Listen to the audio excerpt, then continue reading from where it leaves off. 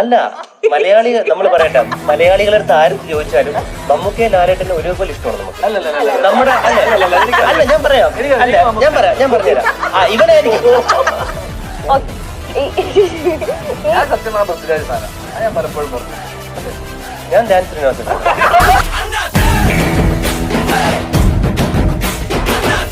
പറഞ്ഞല്ലോ ധ്യാൻ ചേട്ടനിലെ ഏറ്റവും ഇഷ്ടപ്പെട്ട ആസ് ആക്ടർ എന്ന നിലയിൽ ധ്യാൻ ചേട്ടനിലെ ഏറ്റവും ഇഷ്ടപ്പെട്ട ക്വാളിറ്റി എന്താ? ആസ് ആക്ടർ തന്നെ അതിലെന്താ ക്വാളിറ്റി? ഒരു ആക്ടറിനെ ഇഷ്ടപ്പെടാനായിട്ട് വേറെ ക്വാളിറ്റി ആണോന്നില്ല. ആക്ടറായാൽ മതി. നമ്മള് ക്വാളിറ്റി നോക്കി ഇഷ്ടപ്പെടാൻ പോയാൽ നിങ്ങൾക്ക് ഇപ്പൊ ഇതിൽ എന്നെ മാത്രം ഇഷ്ടപ്പെടാൻ പറ്റും.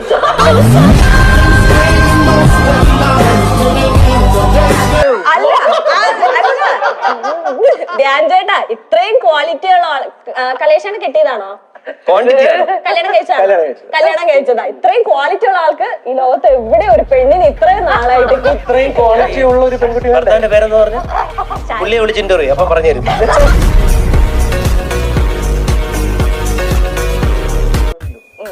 ലൈഫിൽ എന്ത് സീക്രട്ടും വിശ്വസിച്ച് പറയാവുന്ന ഒരാളുണ്ട്. നീയും പറയണേ. എന്റെ അങ്ങനെ ഒരാളേ ഇല്ല.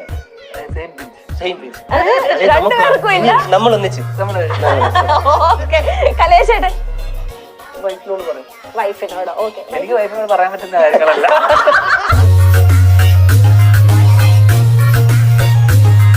എന്നോട് സാർ ഇതിനകത്ത് ഞങ്ങള് തുടക്കത്തിൽ എന്നോട് ഒന്ന് മെലിയണം എന്ന് പറഞ്ഞിരുന്നു. പറഞ്ഞിരുന്നു. പക്ഷെ ആ സമയത്ത് നടന്നില്ല. എന്ന് വെച്ച് കഴിഞ്ഞാൽ എന്തോ നടന്നില്ല എന്ന് വേണം പറയാൻ. ഇല്ല, എന്റെ അടുത്ത് സാറ് പറഞ്ഞിരുന്നു അത് ക്യാരക്ടർ ചെയ്യുമ്പോൾ ക്ലീൻ ഷേവ് ചെയ്യണം. പക്ഷെ എനിക്ക് വേറെ കണ്ടിന്യൂറ്റി ഉണ്ടായിരുന്നു, അതുകൊണ്ട് ക്ലീൻ ഷേവ് ചെയ്യാൻ പറ്റിയില്ല. അതുകൊണ്ടാണ് ഇന്ന് ഞാൻ പിന്നെ ക്ലീൻ ഷേവ്.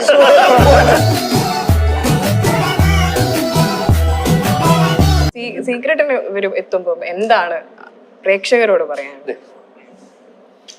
എനിക്ക് പറയാനുള്ളത്, ഞാൻ എസ് എൻ സ്വാമി സാറായിട്ടുള്ള രണ്ടാമത്തെ സിനിമയാണ്. ഇതായിരിക്കും എന്റെ അവസാനം.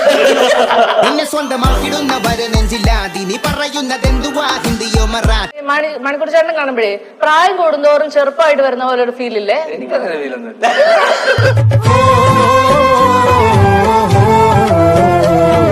കന്നഡ ചേട്ടന് വേറെ എന്തെങ്കിലും പറയാനുണ്ടോ? ഇല്ല, സി ആക്ച്വലി അല്ല ഞാനീ സ്വന്തം ക്ലാസ്സാണോ അല്ലേ? അല്ല, ഇത് സ്വന്തം തന്നെ. ഇത് ബ്രാൻഡ് എല്ലാം തോന്നും, പക്ഷെ ഇത് പുതിയ ബ്രാൻഡാണ്.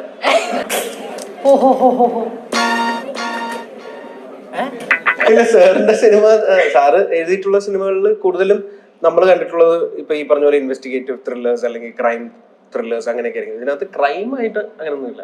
നമ്മൾ അഭിനയിച്ചതാണ് ഏറ്റവും വലിയ ക്രൈം.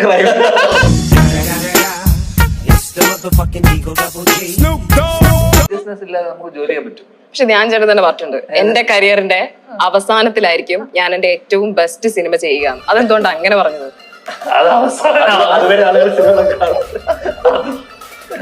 അവസാനം ആവാറായി. നിന്നെ സ്വന്തമാക്കിടുന്നവരെ നെഞ്ചില്ലാതി നീ പറയുന്നതെന്തുവാ ഹിന്ദിയോ മറ. അതല്ല, എന്തുകൊണ്ടാണ് അങ്ങനെ ഒരു അങ്ങനെ പറയാൻ പാടില്ലേ? കരിയറിന്റെ അവസാനത്തിലായിരിക്കും എന്റെ നല്ലൊരു സിനിമ എന്ന് എന്തുകൊണ്ടാണ് പറഞ്ഞത് എന്നാണ് ചോദിച്ചത്. എനിക്ക് തോന്നി, അതുകൊണ്ട് പറഞ്ഞു. ധ്യാൻ ശ്രീനിവാസൻ എന്ന് പറഞ്ഞൊരു ആർട്ടിസ്റ്റ് നമ്മളിപ്പോൾ പടങ്ങൾ നോക്കുകയാണെന്നുണ്ടെങ്കിൽ കുറേ റിലീസ് ഇങ്ങനെ വരുന്നുണ്ട്. അപ്പോൾ എല്ലാവരും സാധാരണ ഒരു സിനിമയിൽ വരുമ്പം ഇപ്പം മണിക്കൂട്ടനായിക്കോട്ടെ ആരായിക്കോട്ടെ കലേഷ് ആയിക്കോട്ടെ നോക്കുമ്പോഴേക്കും ധ്യാനിന്റെ പടങ്ങൾ ഇങ്ങനെ അടുപ്പിച്ച് വരുന്നു. എനിക്ക് ഈ വർഷത്തിന് ഏറ്റവും കൂടുതൽ പടം റിലീസ് ആയത് ധ്യാനിന്റെ പടങ്ങളാണ്. കഴിഞ്ഞ വർഷം അതെ.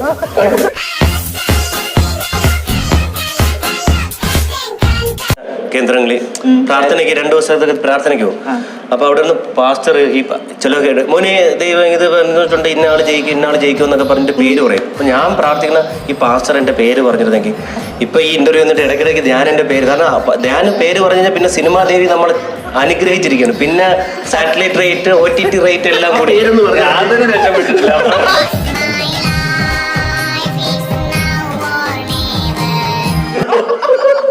നിങ്ങൾ ഉടൻ സിനിമയുടെ പോസ്റ്റർ എടുത്ത് നോക്കിയ ഇതേ ഭാവം സംശയം നോക്കിക്കോ. ഉടലിൽ ഞാൻ ആ സിനിമ ഫുള്ള് കണ്ടു, ഈ ഭാവം ഞാൻ അവരെ കണ്ടിട്ടില്ല. ഒരു ഭാഗം മാത്രം കണ്ടിട്ടുണ്ടോ?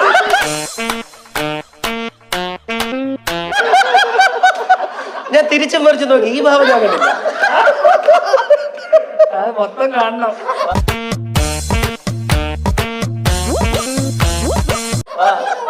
സിനിമ 1/2 മണിക്കൂറല്ലേ?